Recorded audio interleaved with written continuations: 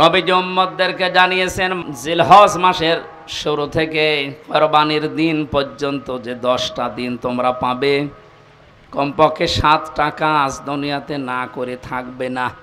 তার 1 নম্বরে এ মাসের শুরুর আগ পর্যন্ত যারা দাড়ি, গোঁফ, চুল, শরীরের বিভিন্ন অঙ্গ প্রত্যঙ্গের পশমগুলো কেটেছিলেন, এই 9 দিন না কেটে যেদিন আপনি কোরবানি করবেন তার আগের দিন কেটে ফেলবেন। দ্বিতীয় নম্বরে এ মাস আসার সঙ্গে সঙ্গে বিশ্বনবী মুহাম্মদুর রাসূলুল্লাহ রোজা রাখা আরম্ভ করতেন। যদিও আমাদের এই অভ্যাসটা অনেকের নেই, মনে করে যে রোজা রাখলে আমার শরীর খারাপ হয়ে যাবে, গ্যাসের কারণে আমি রাখতে পারি না। এটা মিথ্যা কথা। রোজা রাখলে গ্যাস, আলসার এইগুলো আরও ভালো হয়, কারণ মানুষের শরীরের ভেতরে হজম করার যে সমস্ত যন্ত্রপাতিগুলো আল্লাহ দিয়েছে এগুলোর একটা লিমিট আছে। খেতে খেতে এগুলোর লিমিট আমরা পার করে ফেলেছি, তখন মেশিনে আর কাজ করে না, উল্টাপাল্টা রোগ দেখা দেয়। নবীজি যেহেতু এটা মেনে চলতেন, প্রতি মাসে 3টা রোজা রাখতেন, প্রতি সপ্তাহে 2টা রোজা রাখতেন, এই জন্যে জীবনে কোনো দিন তার গ্যাস্ট্রিক, আলসার, পেটের পীড়া এগুলো দেখা দেয়নি। আর আমাদের সবার এই রোগগুলোই ভরা। আমরা তার এই নির্দেশ বাদ দিয়ে অন্য দিকে যাই, এ কারণে আমাদের রোগ শোক থেকে মুক্ত হওয়ার লাইন পাই না। নবীজি বলেন খাবারের পরে একটা সুন্নাত আছে, মিষ্টি খাওয়া। কি খাওয়া? বলেন বলেন। এটা ক্লাস চলছে, জবাব দেবেন ছাত্রের মতো। খাবারের আগে সুন্নাত আছে 3টা, খাবারের পরে কয়টা? আগে। পরেরটা আমাদের অনেকের মনে থাকে বা আমরা করি। আগে যে 3টা আছে ওটা মনেও থাকে না, ও করেও না। বিশ্বনবী জানিয়েছেন আমার উম্মতেরা যখন খাবার খাবে পেটকে যেন 3 ভাগ করে নেয়। খাবার পেলেই আপনি মরণের খাওয়া খাবেন না। 3 ভাগ করার ভেতরে 1 ভাগ খালি রাখবেন হজম হওয়ার জন্য, 1 ভাগ খাবার আর 1 ভাগ পানি।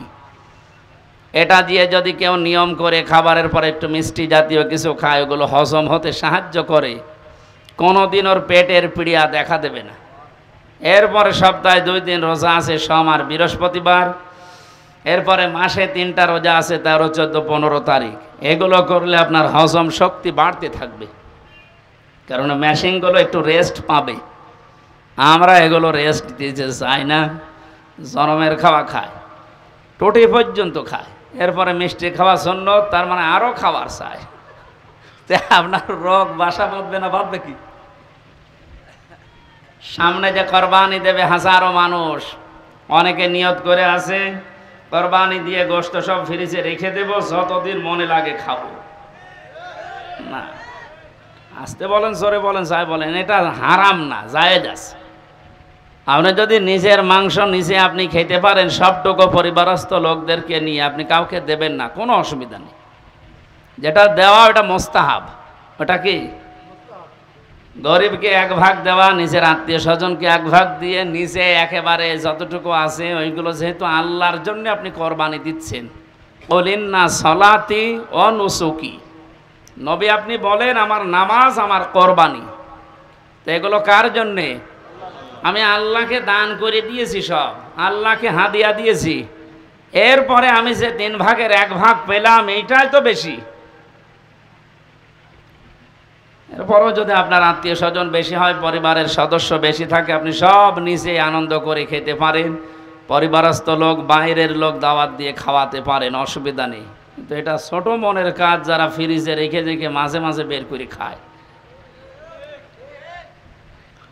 আমি খাবারের কথা বলছিলাম। বিশ্বনবী মুহাম্মদুর রাসূলুল্লাহ খাবারের আগে যে 3টা সুন্নাতের কথা বলেছেন, আমরা যেন মনে রাখতে পারি। আমিন। তাহলে মাসে জিলহজ শুরু হলে নবীজি রোজা রাখতেন। এখানে রোজা আছেন কিনা আমি জানি না। আগামী যে কয়েকদিন সময় পাচ্ছেন কোরবানির আগে, যদি সমর্থ থাকে, শরীর স্বাস্থ্য ভালো থাকে, রোজা রাখবেন। 3 নম্বরে মাস আসলে নবীজি জিকির বাড়িয়ে দিতেন। কি বাড়াতেন? আরো জোরে বলেন। জিকির কি? কোরআনে কারিমে আল্লাহ জিকির করার জন্য আদেশ দিয়েছেন, ওইভাবে উযকুরুল্লাহা কামা আল্লামাকুম, তোমরা জিকির করো আল্লাহর ওইভাবে যেভাবে আল্লাহ তোমাদের শিখিয়েছেন। বাংলাদেশের কুমিল্লা জেলার বড়রা আর দেবিদ্বার আমি খোঁজ রাখি কিছু না কিছু, এই সমস্ত জায়গাগুলোতে জিকিরের নামে যে ফিকির আরম্ভ হয়েছে এই কয়েক বছর ধরে, আগে ছিল কিনা আমি জানি না, এগুলো বন্ধ করবে। কারণ উযকুরুল্লাহ কামা আল্লামাকুম, জিকির করো ওইভাবে যেভাবে শিখিয়েছেন। হামজা কে? কামা আল্লামাকুম, যেভাবে আল্লাহ তোমাদের শিখিয়েছেন। এখন আল্লাহ জিকির শিখিয়েছেন কিভাবে? যেহেতু এই মাস আসলেই নবীজি জিকির বাড়িয়ে দিতেন। আল্লাহ রাব্বুল আলামিন বলেন, নবী আপনি জিকির করবেন, ওয়াযকুর রাব্বাকা ফি নাফসিকা তাদাররুআ ওয়া খিফাতা ওয়া দুনাল জাহরি মিনাল কওলি বিল গুদুবি ওয়াল আসল ইলা আখির আয়াত। সূরা আরাফ 9 নম্বর পারার 15 নম্বর পৃষ্ঠার 13 নম্বর লাইনের 205 নম্বর আয়াত, এটা তাফসীরে ইবনে কাসিরে পাবেন। আল্লাহ পাক বলেন, নবী আপনি জিকির করবেন 1 নাম্বার মনে মনে। কিসে? এই ছাত্রের মতো জবাব দিতে পারেন না, বলেন বলেন। 2 নম্বরে কান্না জড়িত কণ্ঠে, 3 নম্বরে ভীত সন্তুষ্ট হয়ে, 4 নম্বরে উচ্চ আওয়াজ বাদ দিয়ে। এটা যেহেতু রেকর্ড হচ্ছে, কালকে সারা দেশে ছড়িয়ে যাবে। এই ইবাদত এটা হাসি তামাশার জিনিস না। আল্লাহর কোনো বিধানকে কেউ যদি খেল তামাশায় পরিণত করে দেয় জাতির সামনে, আল্লাহ পাক নিজে সেই লোকটার উপরে লানত দেয়। আর এটা বাংলাদেশের ব্রাহ্মণবাড়িয়া কুমিল্লায় সবচেয়ে বেশি হয়। আল্লাহর নামে জিকির করতে করতে এমন জিকির আরম্ভ করে, কোরআনে নেই হাদিসে নেই, সব ওরা বানিস। অথচ আল্লাহ জিকির করতে বলেন কিভাবে? যেভাবে উনি শিখিয়েছেন। হামজা যেভাবে শিখিয়েছে ওইভাবে জিকির করলে সওয়াব হবে? এ সহজ কথা না বুঝে উল্টা দিকে নিয়ে যান। মানে আল্লাহর নাম বাদ দিয়ে কেউ যদি রাসূলুল্লাহর নাম নিয়েও জিকির করে, এত মর্যাদা যার কথা বললাম, ইয়াসিন হে নেতা, এ শব্দটা যাকে আল্লাহ নির্ধারিত করে দিয়েছেন, আল্লাহর ঘোষণা দেওয়া নেতা কয়জন? তার নামেও জিকির করা জায়েজ নেই। কেউ যদি ইয়া রাসূলুল্লাহ জিকির করো, কবিরা গুনাহ হবে। কারণ জিকির হবে আল্লাহর নামে, দরুদ হবে রসুলের নামে। এক কথা বুঝতেছেন? আজকে থেকে সিদ্ধান্ত নেওয়া লাগবে যে জিকির আমরা আল্লাহ বাদে কারো করব না। আর 4টা পদ্ধতি দিয়েছেন আল্লাহ জিকিরের, মনে মনে, কান্না জড়িত কণ্ঠে, ভীত সন্তুষ্ট হয়ে, আর উচ্চ আওয়াজ বাদ দিয়ে। জিকিরের শব্দ হবে 4টা, সুবহানাল্লাহ, আলহামদুলিল্লাহ, লা ইলাহা ইল্লাল্লাহ, আল্লাহু আকবার। বাংলাদেশে এখন 48,000-এর উপরে সরকারি জরিপে দরবার আছে। আপনি একটা দরবার আমারে নিয়ে চলেন যেখানে এই 4টা শব্দের বাইরে জিকির হচ্ছে না, নিয়ে চলেন, আমি যাব। চট্টগ্রামের আব্দুল জব্বার রহমতুল্লাহ আলাইহির যে দরবার ছিল বাইতুর শরফ, এখানে নিয়ম নীতি ছিল, এখন অনেক পাল্টিয়ে ফেলিস। বাকিগুলোর কথা তো বলার মতো ভাষা আমাদের নেই। কিছুক্ষণ ওখানে গেলেই সুবহানাল্লাহ, আলহামদুলিল্লাহ, আল্লাহু আকবার দেয়। এরপরে ইয়ালি বাবা, শাহ আলী বাবা, দয়াল বাবা, ন্যাংটা বাবার নামও জিকির হচ্ছে। বলেন তো জিকিরের শব্দ কয়টা? সিস্টেম কয়টা? এর বাইরে যদি কেউ শরীয়ত বানিয়ে বলে না ইয়ালি বাবা বলেও জিকির জায়েজ আছে, ওর ঈমান থাকবে। যেহেতু এলাকাতে অনেকে না বুঝে করেন, এটা বাদ দিন। জিলহজ মাস আসলে নবীজি জিকির বাড়িয়ে দিতেন, কিন্তু আল্লাহর শেখানো পদ্ধতিতে। জিকিরের দ্বিতীয় অর্থ হচ্ছে আল্লাহর আইন, আল্লাহর বিধান। খুব খেয়াল করে শুনবেন। আমান আরাদাং যিকরি ফাইন্না লাহু মাঈশাতান দঙ্কা ওয়া নাহশুরুহু ইয়াওমাল কিয়ামাতি আ'মা। সূরা তাহা 16 নম্বর পারা 19 নম্বর পৃষ্ঠা 13 নম্বর লাইনে আছে 124 নম্বর আয়াত। এটা তাফসিরে ফি জিলালিল কোরআনে থেকে বলছি। আল্লাহ তাআলা বলেন, আমার জিকির, আমার আইন, আমার নিয়ম কানুন বাদ দিয়ে যদি কোনো দুনিয়ায় কেউ উপায় করে, টাকা পয়সা ইনকাম করে, সম্পদ, আমি আল্লাহ ওর জীবন সংকীর্ণ করে দেব। এ কথা তো আমি বানালাম নাকি? বলেন বলেন, আল্লাহর কথা কি 100% সত্য? এটাতে কত অথেন্টিক, এখন বাস্তবতার দিকে তাকান, আপনি টের পাবেন।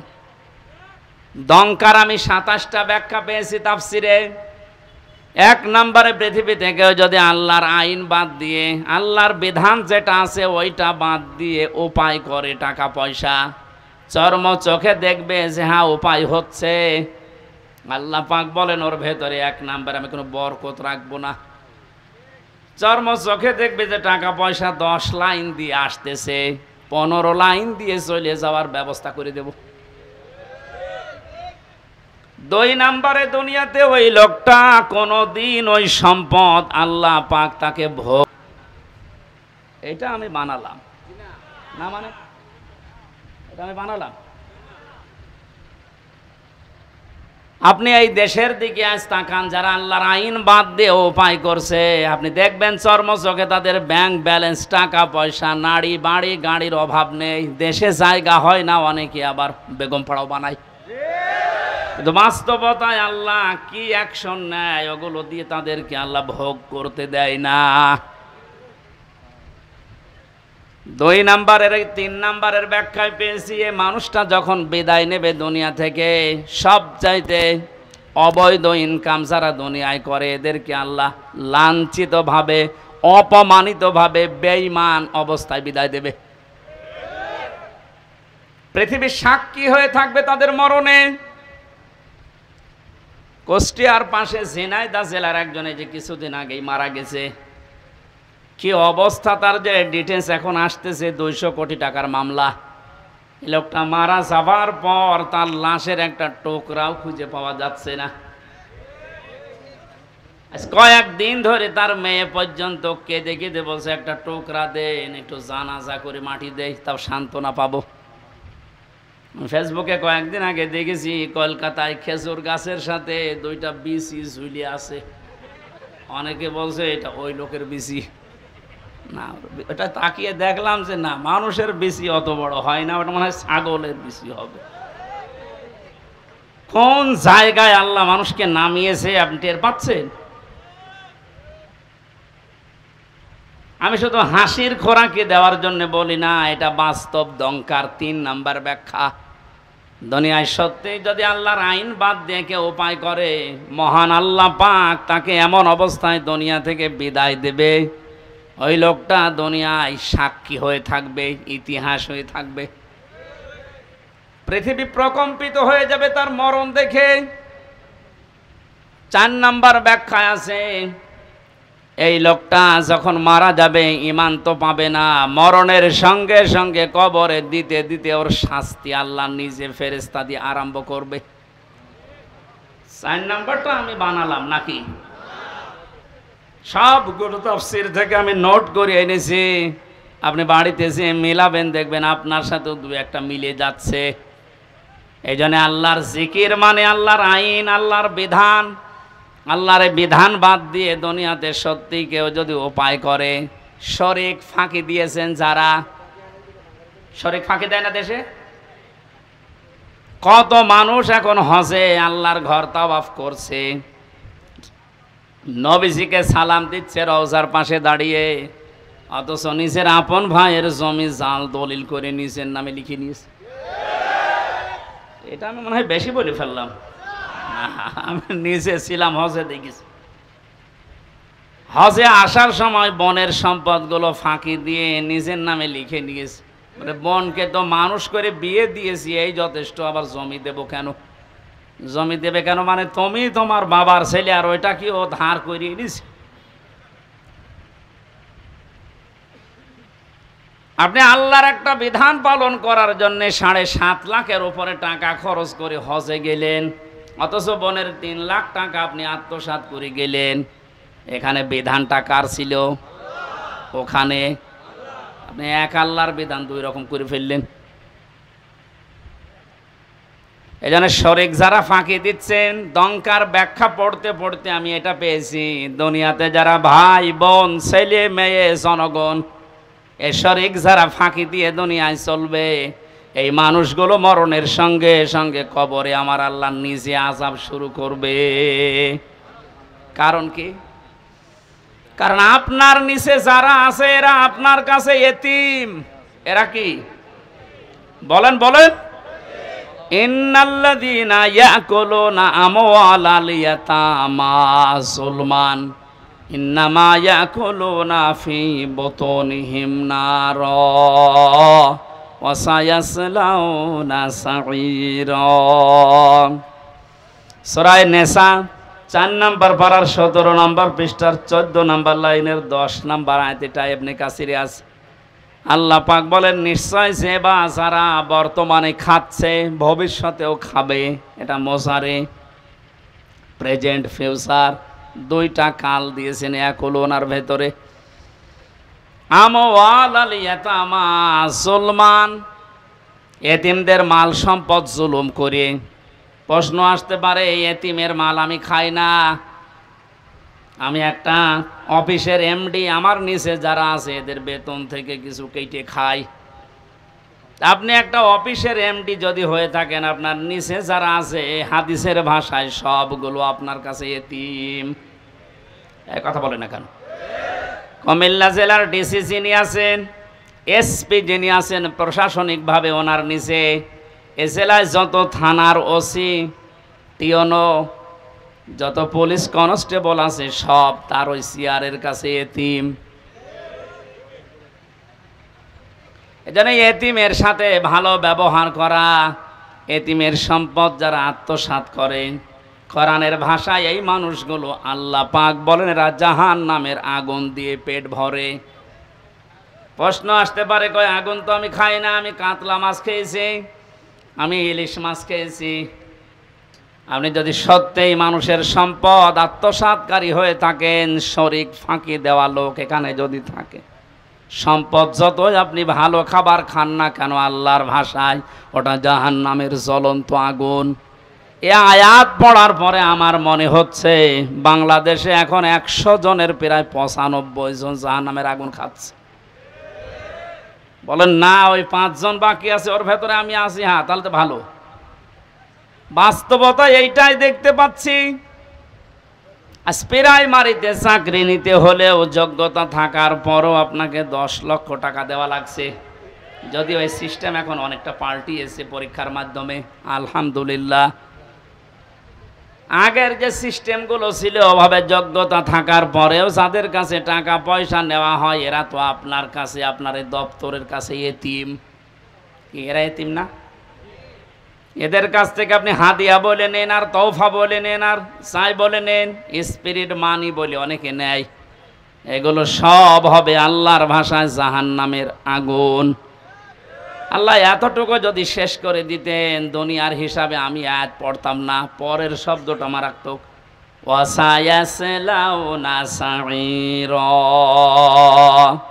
সিন, সাউফা, কদ, লাম, এরকম 13টা শব্দ আছে আরবি গ্রামারে। কোন সেন্টেন্সের আগে যদি একটা আসে, অর্থ হয় অতি তাড়াতাড়ি। আল্লাহ পাক এখানে সিন দিয়ে জানিয়েছেন, মানুষের সম্পদ যারা ফাঁকি দিয়ে খাও, জোর করে জুলুম করে অন্যায়ভাবে খাও, মিথ্যা মামলা দিয়ে তারা জেলে দিয়ে তার পরিবারের কাছ থেকে অবৈধভাবে টাকা নাও, না এদেশে বন্ধ হয়ে গেছে? হাজারো মানুষ এরকম বিপদে আছে। শরীক ফাঁকি দিয়ে যারা খাও, এ মানুষগুলো শুধু মরতে দেরি, যেহেতু তুমি বেঈমান হয়ে মরবে, ঈমান পাবে না। ওই যে দঙ্কার 4 নাম্বার ব্যাখ্যা, যারা অবৈধ ইনকাম করে ওদের ঈমান নসিব আল্লাহ বন্ধ করে দেয়। বলেন নাউজুবিল্লাহ। ওরা সঙ্গে সঙ্গে কবরে দেবেন। আল্লাহ নিজে বলেন জাহান্নামের আগুন সাঈর, যেটা এটা আমি লাগিয়ে দেব। এর আগে আমি বহুবার বলেছি, জাহান্নাম একটা, জাহান্নামের স্তর বা দরজা 7টা। জাহান্নামের দরজা কয়টা? এই 7টার ভেতরে সাঈর একটা। সাঈরে যাওয়ার জন্য যে 4 প্রকার মানুষের নাম আমরা কোরআনে পেয়েছি, তার 1 নম্বরে যারা এতিমের মাল আত্মসাৎ করে, ফাঁকি দেয়, শরিক যারা ফাঁকি দেয়, এদেরকে মরণের পরে আল্লাহ জাহান্নামে সাঈরের নিচে পাঠিয়ে দিয়ে আগুন লাগিয়ে দেবেন। কুমিল্লাবাসী, কারো দিকে তাকিয়া নিজের ইমানের দিকে তাকিয়ে বলেন তো, এখানে শরিক ফাঁকি দেওয়া মানুষ আছেন কিনা? আওয়াজ দেওয়া আকারে আওয়াজ দিলেন, আমার মনে হয় এই এলাকায় সব নেই। এই শরিক ফাঁকি দিয়েছেন কারা? দেখি হাত তোলেন তো। একজন। আমি তো তামাশা করি নাই ভাই, সত্যি যদি এরকম থাকেন আপনার ক্ষতি আপনি নিজে করছেন। যাদের জন্য আখের গোছাতে শরিক ফাঁকি দিচ্ছেন, আপনি চোখ বন্ধ করে দেখেন, এ মানুষগুলো একদিনও আপনার লাশকে বাড়িতে রাখতেও রাজি হবে না, বলবেন আজ জিন আসবে। অথচ তাদের আরামে শান্তিতে রাখার জন্য আপনি নিজের ভাইয়ের, নিজের বোনের সম্পদটা ফাঁকি দিয়ে রেখে দিলেন। আরে ভাই, আপনি এখনই যদি চোখ বন্ধ করে যান, আপনি তো বেঈমান হয়ে মারা গেলেন। ওই অবৈধ সম্পদটা আপনার মেয়ে, আপনার ছেলে, আপনার স্ত্রী আরো অবৈধ কাজে ব্যয় করবে, আর ফ্ল্যাক্সি লোড হয়ে, বিকাশ নগদ হয়ে সব আপনার কবরে যাবে। যদি বলেন আমার তো নগদ খোলা নেই, এমনি খুলে যাবে, খোলা লাগবে না। আল্লাহ আমাদেরকে সহজভাবে বুঝ যেন দান করেন, বলেন আমিন। জিলহজ মাস 4 নম্বরে নবীজি বেশি বেশি যেটা করার জন্য আহ্বান জানিয়েছেন, সেটা হচ্ছে এই মাস যারা পাবে, সমর্থ যদি থাকে, অবশ্যই যেন তারা হজ করে। আজ হাজারো মানুষ হজ করার সমর্থ থাকার পরও হজে যাচ্ছে না।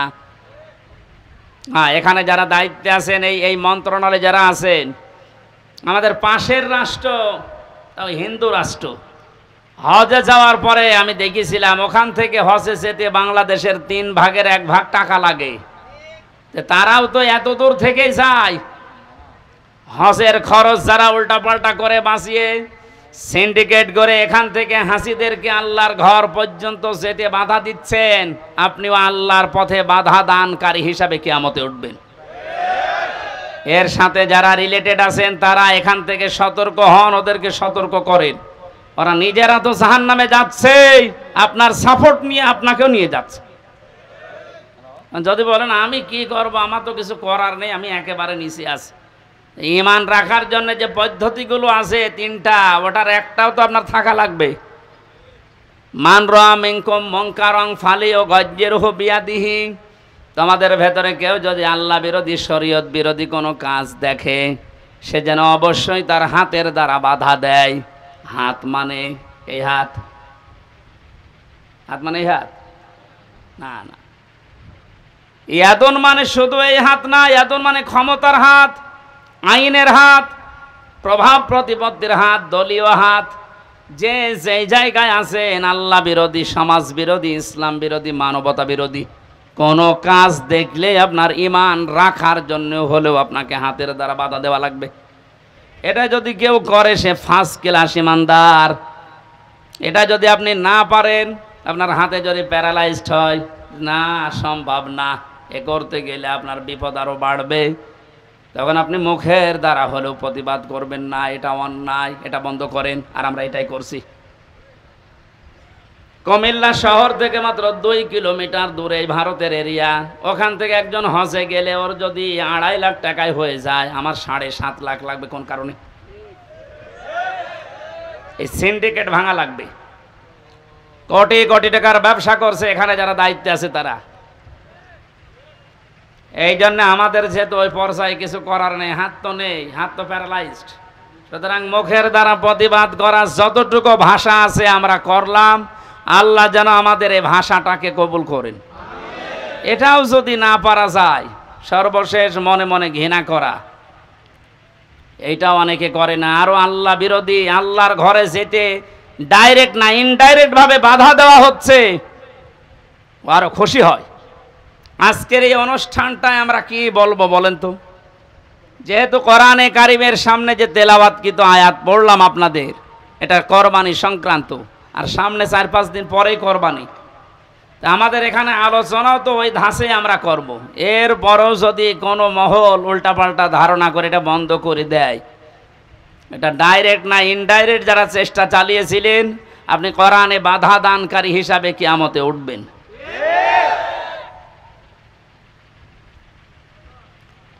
জাহান্নামের স্তর বলেছিলাম কয়টা? বলেন বলেন। এই 7টার ভেতরে একটা ভয়ঙ্কর দরজার নাম আছে। এই দরজা দিয়ে আল্লাহ তাদেরকে প্রবেশ করাবে যারা এই পৃথিবীতে কোরআনে কারিমের অনুষ্ঠানগুলোতে বাধা দেয়। আর এই দেশে এখন দিন দিন এই পজিশন বাড়ছে। মানুষ ওগুলো খুব বেশি না, কয়েকটা। আল্লাহ আমাদেরকে হেদায়েত দান করেন, বলেন আমিন। এই জন্য হজ করার সামর্থ্য যাদের আছে হজ অবশ্যই করে মারা যাবেন। হজ করার সামর্থ্য থাকার পরও যদি কেউ হজ না করে মারা যায়, নবীজি বলেন ও হয় ইহুদি হয়ে মরবে নাই খ্রিস্টান হয়ে মরবে, ওটা আমার দেখার দরকার নেই। জোরে বলেন নাউজুবিল্লাহ। জিলহজ মাসের এই আমলগুলো আমরা শুরু করতে পারি। আল্লাহ আমাদেরকে সবাইকে যেন তৌফিক দেন। সূরা মায়েদা 27 থেকে 34 এই আয়াতগুলো আমরা তেলাওয়াত করব এখন। এর আলোকে কোরবানির সামনে নিয়ে কিছু মাসলা মাসাইল আকারে তাফসীর নিয়ে কথা বলবো ইনশাআল্লাহ। জবান খুলে কোরআনের এই সোনালী আয়াতের অংশ বিশেষ একটু পড়েন। শয়তান যদি আশপাশে থাকে ও যেন চলে যায়।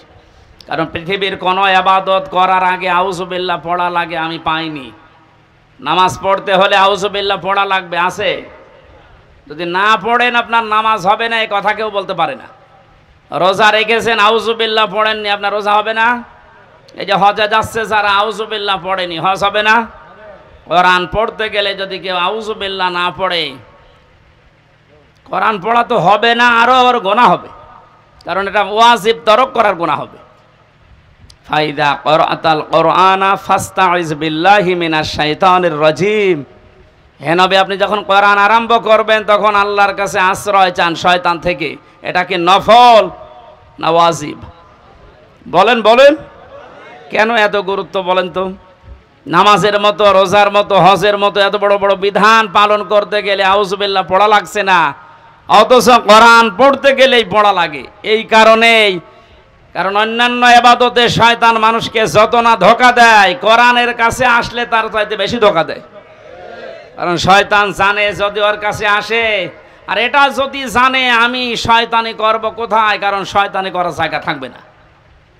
এই জন্য সবচাইতে বড় বাধা ওর কোরআনের কাছে মানুষ আসতে চাইলেই ও বিভিন্ন অ্যাঙ্গেলে বাধা দেয়। আজকেও বাধা দিচ্ছিল। এই জন্য আশপাশে যদি থাকে শয়তান, সে মানুষ হোক আর জিন হোক, ও যেন চলে যায়। বলেন আউযু বিল্লাহি মিনাশ শাইতানির রাজিম।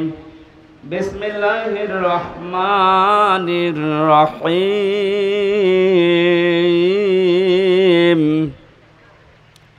ওয়াতলু আলাইহিম নাবা বনাই আদামা বিল হক।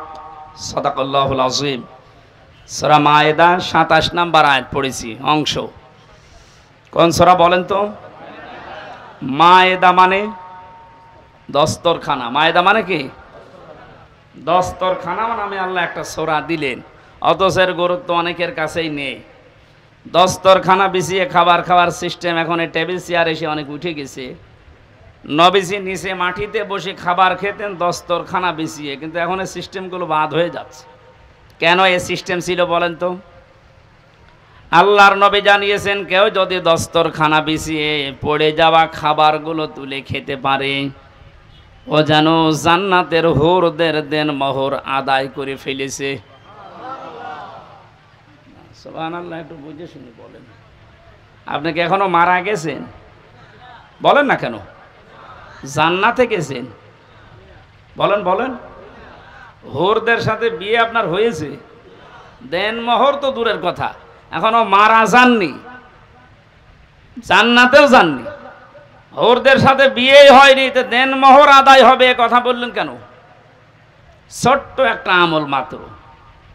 সত্যিই যদি আপনি এই আমল এখন থেকে জীবনে আরম্ভ করতে পারেন, বিজ্ঞান এখন জানিয়েছে কেউ যদি মাটিতে বসে, পাটিতে বসে, নিচে বসে নবীজি যেভাবে খাবার খেতেন, ওই খাবারের সুন্নত আদায় করে খাবার খেতে থাকে, খেতে খেতে ওর অর্ধেক খাবার হজম হওয়ার কথা, কারণ ওইভাবে পেটে বসলে পেটে চাপ লাগে।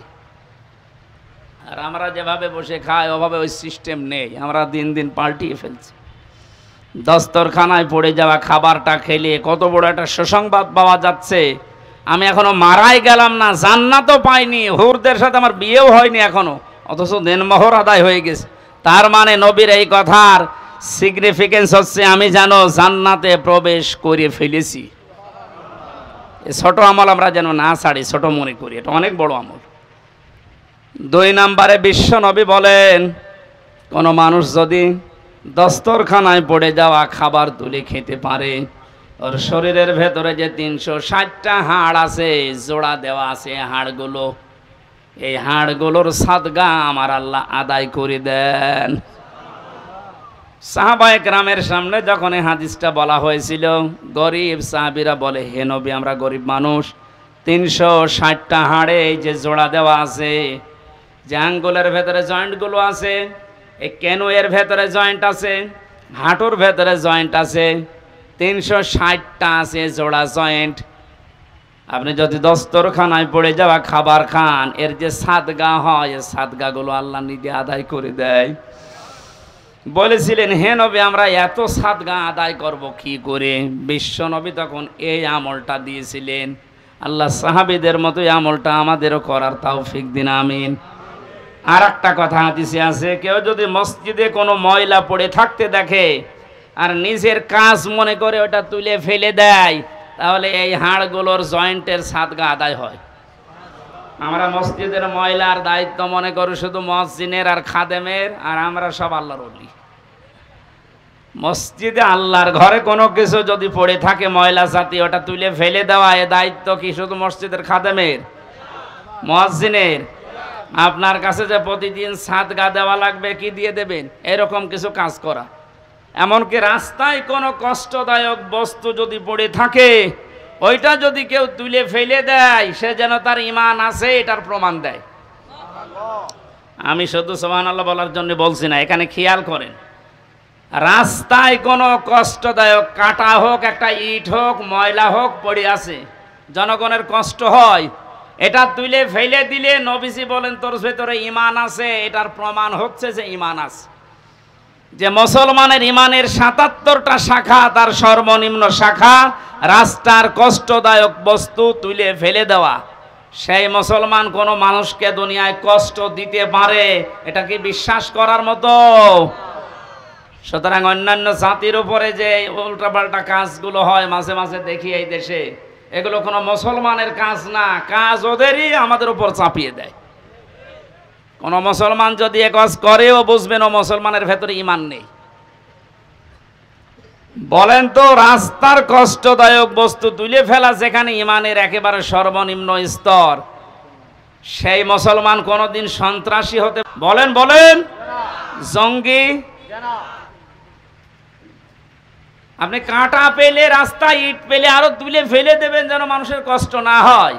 আর বাংলাদেশের মানুষের ঘরের আবর্জনা, নিজের উঠানের ময়লা সব এনে রাস্তায় জমা করে, ও কোন ঈমানের পরিচয় দেব? আমাদের কুমিল্লা জেলা একটু পরিষ্কার আছে, এই জন্য টের পাচ্ছেন না। এগুলো যারা করছেন আপনার ঈমানই নেই, এটা ঈমানের সর্বনিম্ন একটা স্তর। এইটাও যদি আপনি না করতে পারেন, আরো রাস্তায় সব ময়লা মাটি এনে জমা করে, তা আপনি নবীর হাদিস অনুযায়ী বিশ্বাস করেন আপনার ঈমান নেই। আপনার কি নেই?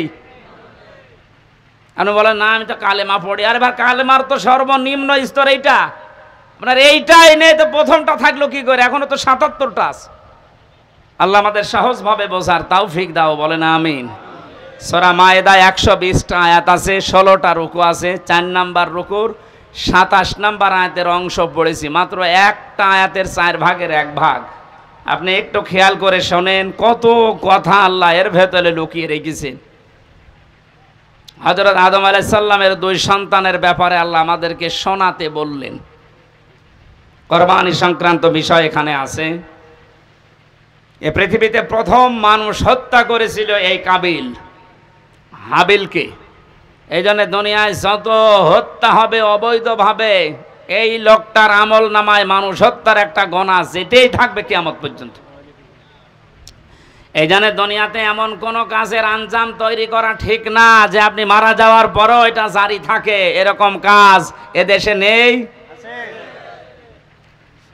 জেনে শুনে বুঝে শুনে এরকম কোন কাজে হাত দেবেন না যে আপনি নেই অথচ এটা বিকাশ হয়ে আপনার কবরে যাচ্ছে।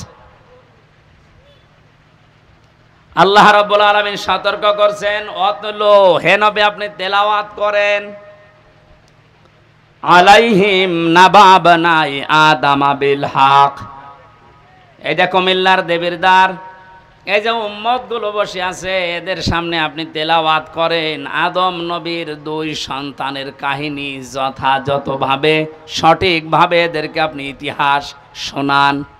প্রশ্ন আসতে পারে হাজার হাজার বছর আগে পৃথিবীর প্রথম মানব হযরত আদম আলাইহিস সালাম, তার 2 সন্তানের কাহিনী শুনে আমরা করব কি না? তারা যে একটা বিষয়কে নিজেদের পক্ষে আনার জন্য আল্লাহর যে পদ্ধতি কোরবানি দেওয়া, আমি ইতিহাস বলার জন্য এখানে বসি নাই, তাফসীর থেকে কয়েকটা কথা আনার জন্য শিক্ষা দেওয়ার জন্য বলছি।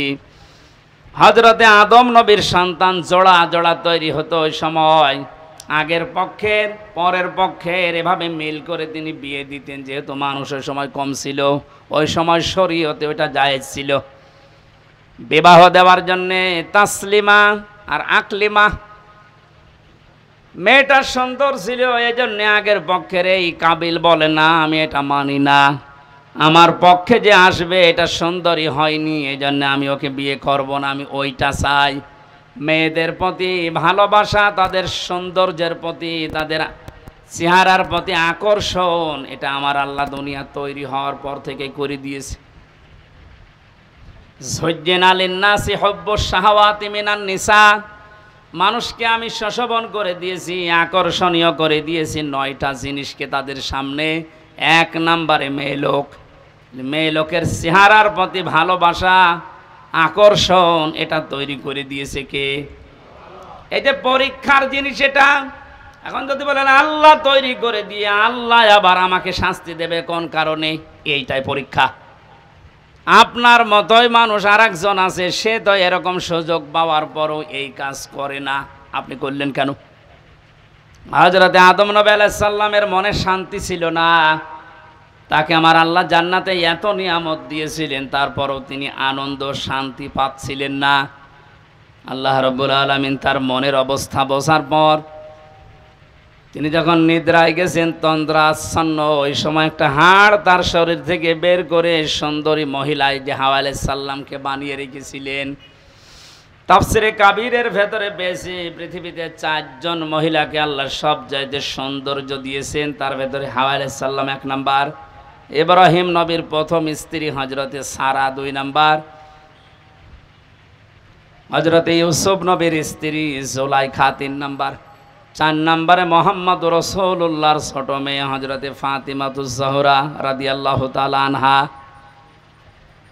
এখন ঐশ্বরিয়ায় যত সুন্দর আপনার কাছে মনে হয়, পরিমণি যত সুন্দর মনে হয়, বলে হযরতে হাওয়া কত সুন্দর ছিলেন বলেন।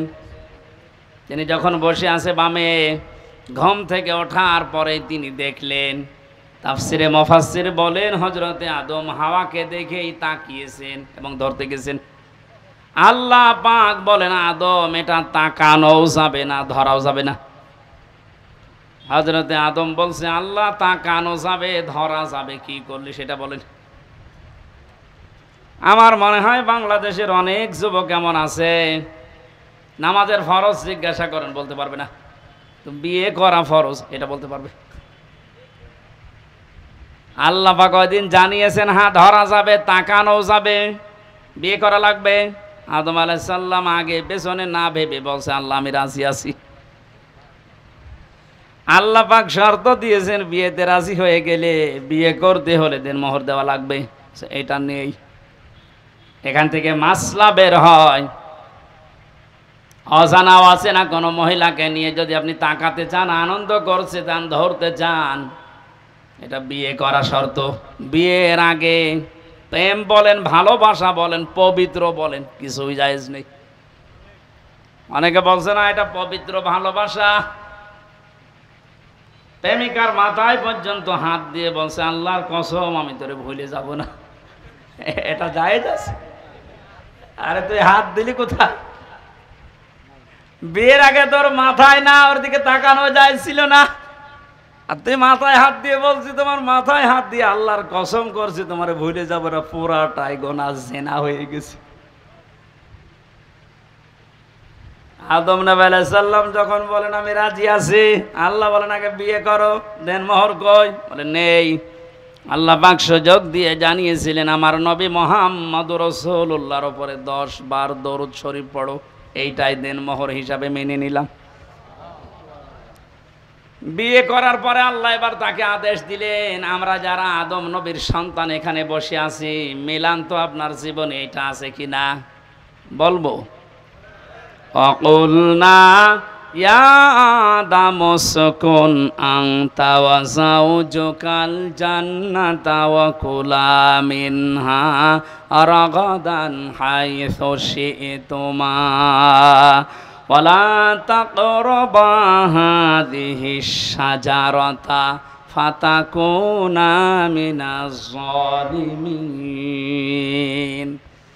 জন্মের পর থেকে আয়াতটা আমিও শুনেছি, এর ভেতরে যে এত গুরুত্বপূর্ণ 4টা শিক্ষা আছে অনেকে আমরা জানি না। আলেম যারা আছেন তাদেরকে এবার বলছে একটু খেয়াল করেন। হযরতে আদম নবীকে আল্লাহ আলাইহিস সালামের সাথে বিবাহ পড়িয়ে দিলেন জিবরাইলকে সাক্ষী দিয়ে, ডাক দিয়ে বললেন আদম তোমার বউকে নিয়ে এবার তুমি যাও জান্নাতে। জান্নাত আদম আলাইহিস সালামের বাড়ি আর আমাদের বাবার বাড়ি। এই কথা বললেন এখন, জান্নাত আমাদের, আরো জোরে বলেন, বলেন আর একবার। তাহলে আয়াত থেকে প্রথম মাসলা বের হয় বিয়ে করার পরে বউ নিয়ে বাবার বাড়ি যাওয়া লাগবে। আর অনেকে এখন ঘর জামাই থাকে না, এ জেলায় নেই। বিয়ে করে বউ নিজের বাবার বাড়ি নিয়ে যাওয়া লাগবে, আর আপনি সহ থেকে যাচ্ছেন।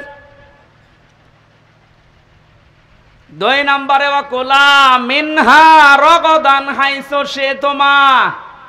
আলেমদেরকে বলছি আল্লাহ কিন্তু আংতা ওয়াকুলা এ শব্দ দিতে পারতেন, মাঝখানে আংতা নেই।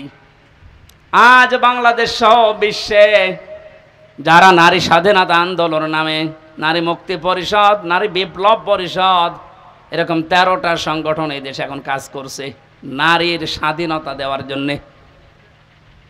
আপনি নারীকে আর কি সম্মান দেবেন, কি অধিকার দেবেন?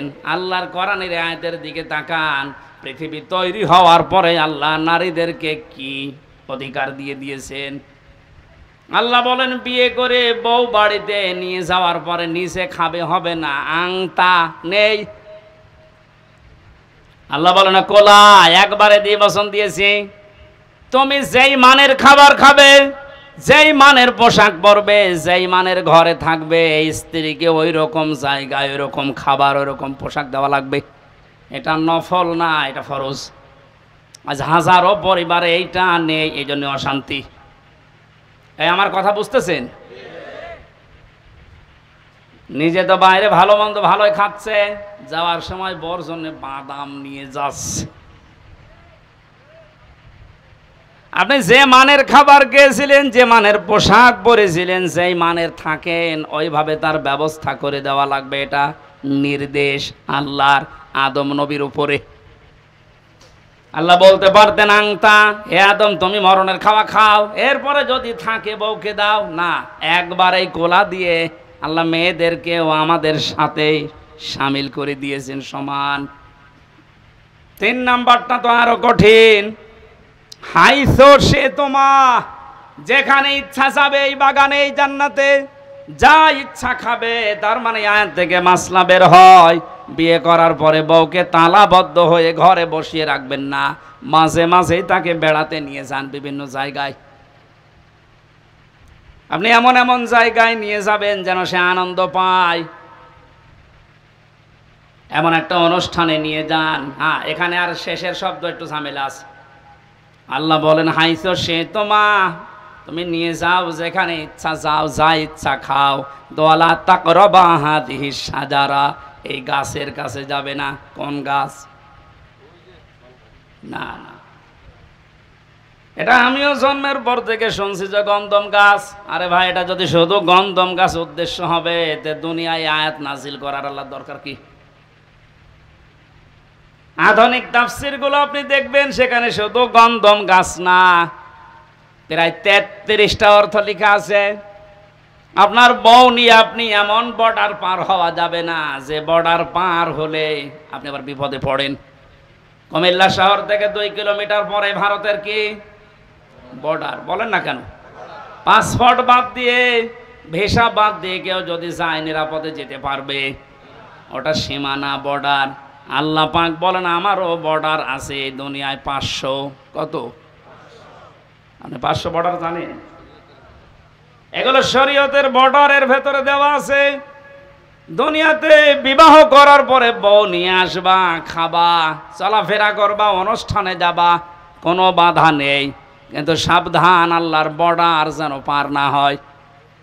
এমন অনুষ্ঠানে যাওয়া যাবে না যেখানে গেলে নিজেরও পর্দা থাকে না, বউরও পর্দা থাকে না। এরকম অনুষ্ঠান দেশে নেই? শিশু মেলায় যাচ্ছে বউ নিয়ে, শিশু নেই, শুধু শিশুর খালার আর মামারা। ওখানে গেলে আপনার আরো অ্যাক্সিডেন্ট হবে।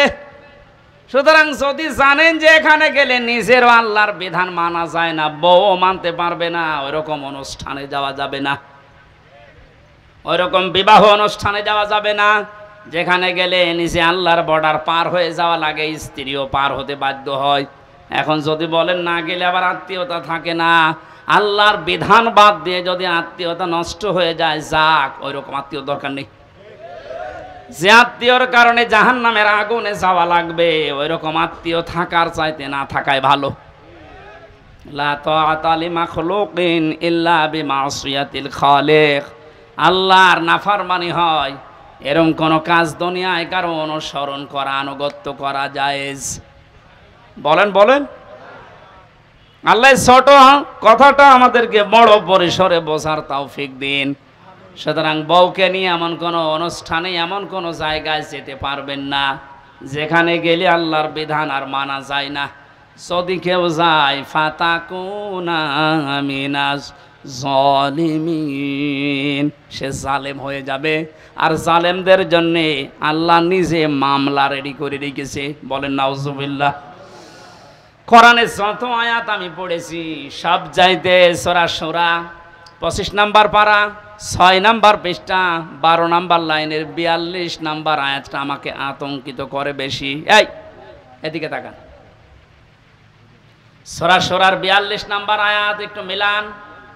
ইন্নামাস সাবিলু আলাল্লাযীনা ইয়াযলিমুনান নাস ওয়া ইয়াবগুনা ফিল আরদি বিগাইরিল হক, ইলা আখিরি আয়া।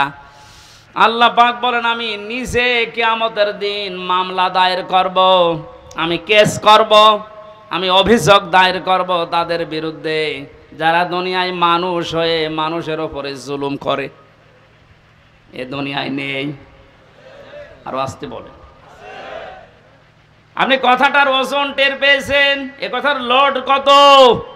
আল্লাহ নিজে মামলা দায়ের করবে, উনি মামলার বাদী। যিনি বিচার করবেন বিচারক, উনি যদি বাদী হন, ওনার রায় তো পক্ষে আসবে। বলেন। এই আয়াতটা পড়ার পরে আমার নিজেরই মাঝে মাঝে ভয় লাগে, আল্লাহ আমি আবার মামলার আসামি হয়ে গেলাম না তো? কারণ আমার নফসের ওপরে আর মাঝে মাঝে জুলুম হয়ে যাচ্ছে, আমার পরিবারের ওপরে জুলুম হয়ে যাচ্ছে, সমাজের মানুষের প্রতি আমার যে দায়িত্ব ছিল আমি পালন না করে আমি জুলুম করে ফেলছি। এই জন্য যে যত বড় দায়িত্বে আছে, কিয়ামতের দিন ওই দায়িত্ব সম্পর্কে আল্লাহ তার কাছে পুঙ্খানুপুঙ্খানু হিসাব নেবে। প্রতিটি জিনিস যেহেতু নিয়ামত, এরপরে বাকি কথা। কয়েকদিন আগে একটা কনফারেন্স হচ্ছিল, আমি মদিনায় ছিলাম। এই যে এতটুকু একটা বাচ্চা আব্দুর রহমান, বিশ্ববিখ্যাত হাফেজ, বিচারক ওকে ডাক দিয়ে বলছে তোমার যে চোখ নেই, তুমি অন্ধ, এই 11 বছর বয়সে কোরআনের হাফেজ হয়ে গেছে, তাও যেমন তেমন হাফেজ না, বিশ্বের ভেতরে সেরা যারা তাদের ভেতরে তুমি একজন। তোমার যে চোখ নেই, আল্লাহর ওপরে তোমার কোনো অভিযোগ নেই। ছেলেটা কেঁদে ফেলেছে, ডাক দিয়ে বলে, বিচারক আমার কোনো অভিযোগ নেই, আমি আরো আনন্দে আছি। বিচারপতি ডাক দিয়ে বলছে, তোমার কোনো অভিযোগ নেই, আনন্দে আছো মানুষ? ছেলেটা বলছে, হুজুর যেদিন বিচার শুরু হবে, আসল বিচার কিয়ামতে, আমি তো কোরআনে কারিমের আয়াত পড়েছি আপনার সামনে, সুম্মা লা তুসালুন্না ইয়াউমাইযিন আনিন নাঈম। কিয়ামতের দিন প্রতিটি নিয়ামতের হিসাব আল্লাহ নিচে ধরবেন। আমার পা থেকে শুরু করে মামারা যখন মাথা পর্যন্ত হিসাব আল্লাহ শুরু করে দিয়েছে, যে পা দিয়ে, এরপরে হাঁটু দিয়ে, এরপরে পেট দিয়ে, হাত দিয়ে, আস্তে আস্তে আমার কাছে চোখের কাছে যখন আসবে, আমি আল্লাহকে বলতে পারবো, অন্তত মাবুদ একটু দাঁড়ান, আপনি চোখের হিসাব আমার কাছে নেবেন, আমার তো দুনিয়ায় চোখ ছিল না, এদিকে তাকে হলেও দয়া করে আমার হিসাবটা আপনি সহজ করে দেন। আল্লাহ নিজে বিচারপতি হবেন। ও কুমিল্লাবাসী, কি মনে হচ্ছে আপনার কাছে আমি জানি না, কথাটা নরম হলেও অনেক বড় কথা এটা। আল্লাহ নিজে বিচারপতি আর নিজে মামলার বাদী। এই দেশে যে যত বড় দায়িত্বে আছে, সে যদি আপনার মামলার বাদী হয়, জেল থেকে বেরানো আপনার কঠিন হবে। কথা বলে না কেন? প্রধানমন্ত্রী শেখ হাসিনা যদি আপনার বিরুদ্ধে মামলা দেয়, আপনি তো কালকেই বের হয়ে যাবেন নাকি? সুতরাং যে যত বড় ক্ষমতাশালী, সে যদি মামলার বাদী হয়ে যায়, পৃথিবীতে সবচাইতে বড় ক্ষমতার মালিক কে বলেন তো? আল্লাহ আয়াতে জানালেন, আমি নিজে তোর বিরুদ্ধে মামলা দেব। এই জন্য আল্লাহর বিধানগুলো ওভারটেক করে, পার করে ফেলে আমরা যেন আল্লাহর মামলার আসামি হয়ে না যাই, এগুলো খুব হিসাব নিকাশ করে পা ফেলা দরকার। আদম নবীর সন্তানের কাহিনীগুলো আল্লাহ এবার শোনাতে চেয়েছেন কেন? এবার খেয়াল করেন। আল্লাহ পাক বলেন, হে নবী, আপনার উম্মতদেরকে যখন পাবেন, তাদের সামনে আমার এই আয়াতগুলো তেলাওয়াত করে শোনান। এটা হাজার হাজার বছর আগে হযরতে আদম নবীর 2 সন্তানের কাহিনী। এই মেয়ে লোক নিয়ে তারা ঝগড়ায় বিপদে নিমজ্জিত হয়েছিল। শেষ পর্যন্ত আদম নবীর শরীয়ত অনুযায়ী তাদেরকে বলেছিলাম, তোমরা কোরবানি করো। আমাদের যেমন পশু করার নিয়ম, ওই সময় নিয়ম ছিল আলাদা। ওরা এরকম চাটিয়াল ময়দানে পশু জবাই করে রেখে আসতো, আগুনের ঝলক আকাশ থেকে এসে পড়িয়ে ফেলতো, তারটা কবুল হয়ে যেত, আর যারটা পড়ে থাকতো তারটা কবুল হতো না। আমার মনে হয় এই শরীয়ত যদি এখন আমাদেরও থাকতো, এই দেশে কত মানুষের কোরবানি ধরা পড়ে যেত। আমার ভাইরা, বেশি সময় হয়ে গেল, শেষ করে দিই নাকি? আমার তো কেবল আয়াত শুরু হচ্ছে, গরমের ভেতরে তো আসলে 1 ঘন্টা হয়ে গেছে, শেষ করে দিই। যে না মানে এই যে মানুষগুলো ব্যস্ত না, এদের আরো কাজ আছে, আমারও কাজ। হ্যাঁ, চালাবো, ছেড়ে দিই। এত এত লং টাইম কথা বলা গরমের ভেতরে। তারা কোরবানি দিয়েছিল, একজনেরটা যখন কবুল হওয়ার পরে আর একটা হয়নি, প্রতিহিংসার বশবর্তী হয়ে হাত উত্তোলন করেছিল মারার জন্যে। আল্লাহ রাব্বুল আলামিন এই কাহিনীটা শোনানোর মাধ্যমে আমাদেরকে সতর্ক করছেন, এ দুনিয়াতে কেউ যদি কাঙ্ক্ষিত মানের জায়গায় যেতে না পারো, যার কারণে যেতে পারো না, ওর প্রতি প্রতিশোধ পরানো হলে তার ক্ষতি করো না, যেটা সবচাইতে বেশি আমরা করি। ইদ করবা কুরবানান ফাতুকব্বিলা মিন আহাদিহিমা ওয়া লাম ইউতাকাব্বাল মিনাল আখার ক্বালা লা আকতুলান্নাক।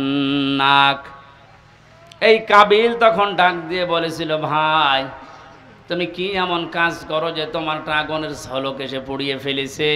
আমিও তো তোমার সাথেই বসবাস করি, আমারটা নিয়ে নিল না। তুমি যেহেতু পথে এখন বাধা হয়ে আছো, তোমার এই রাখবো না, তোমার শেষ করে দেই।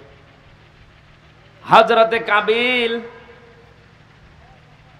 হাবিল ওই সময় যে কথাটা বলেছিল, শুধু ওই সময়ের জন্য না, এটা কিয়ামত পর্যন্ত আয়াতটা কোরআনে থাকবে। এখন আছে, আমাদের জন্য শিক্ষা হচ্ছে, হাবিল বলেছিল ক্বালা ইন্নামা ইয়াতাকাব্বালুল্লাহু মিনাল মুত্তাকিন। হে ভাই কাবিল, কান খাড়া করে শোনো, দুনিয়াতে শুধু তাকওয়া মুত্তাকি যারা, এই মানুষগুলোর সম্পদ জীবন আল্লাহ কবুল করে থাকেন। এর দ্বারা প্রমাণিত আমরা যারা কোরবানি এখন দিচ্ছি, সামনে কেনার জন্য প্রস্তুতি নিচ্ছেন, আপনি যদি মুত্তাকি হতে না পারেন, আপনার জীবনের কোরবানি কিন্তু কবুল হবে না। পরা কোরআনে কারিমে আল্লাহ যেখানে কোরবানি শব্দের ব্যাখ্যা দিয়েছেন যে কোরবানি করো, ওর আগের শব্দে আমার আল্লাহ দিয়েছেন নামাজের কথা। এজন্য এখানে যারা নামাজ আদায় করেন না বা নামাজ পড়েন না, নামাজের শিক্ষা যাদের জীবনে নেই, এক কথায় ফতোয়া দেওয়া যায় যে আপনার কোরবানি হচ্ছে না। ফাসাল্লি লি রাব্বিকা ওয়ানহার, আগে কোরবানি করো এরপর নামাজ পড়ো। বলেন বলেন। এই জন্য নামাজ যারা পড়ে না তাদের সাথে ভাগ দিলেও আপনারটা হবে না। এটা একটু কড়া হয়ে গেল। আরে ভাই, এই যে পুরাটা মিলে হাত, এতটুকু যদি না থাকে বাকিটুকু দিয়ে কিছু করা যাবে? যদি বলেন একটু চুলকিয়ে দেন তো কোনো জায়গায়, এতটুকু দিয়ে চুলকাতে পারবেন? আল্লাহ ফাসাল্লি আগে দিয়েছেন যে নামাজ আদায় করো আগে। আরে নামাজের শিক্ষার ভেতরে যে 27টা আছে, তার ভেতরে একটা শিক্ষা হচ্ছে ওয়ানহার, কোরবানি করো। কোরবানি এটা শুধু পশুর ভেতরে সীমাবদ্ধ না, ইসলাম মানতে গিয়েও আপনাকে কোরবানি করা লাগবে। আপনার সম্পদ, আপনার জীবন, আপনার সময়, আপনার লেখনী, আপনার বক্তব্য সব যেন আল্লাহর জন্য, ইসলামের জন্য, আপনি কোরবানির জন্য প্রস্তুতি নিতে পারেন। এই শিক্ষা 1 বছর পর পরে আমাদের দিতে আসে। পশু কোরবানি করার আগেই নিজের ভেতরের পশুত্বকে যদি আমরা কোরবানি করতে না পারি, কিয়ামত পর্যন্ত হায়াত পেয়েও আপনার কোরবানি আপনি ওই কাবিলের মতো কবুল করাতে পারবেন না। এই জন্য যারা সবাই করার জন্য প্রস্তুতি নিচ্ছেন, কোরবানি পশুর গলায় ছুরি দেওয়ার সঙ্গে সঙ্গে নিয়ত করবেন, আল্লাহ আমার ভেতরের যে পশু আছে অহংকার, হিংসা, দাম্ভিক্য, এটাও আমি আজকে জবাই করে দিলাম। এইরকম কোরবানি দেওয়া মানুষ বাংলাদেশে ভরি ভরি।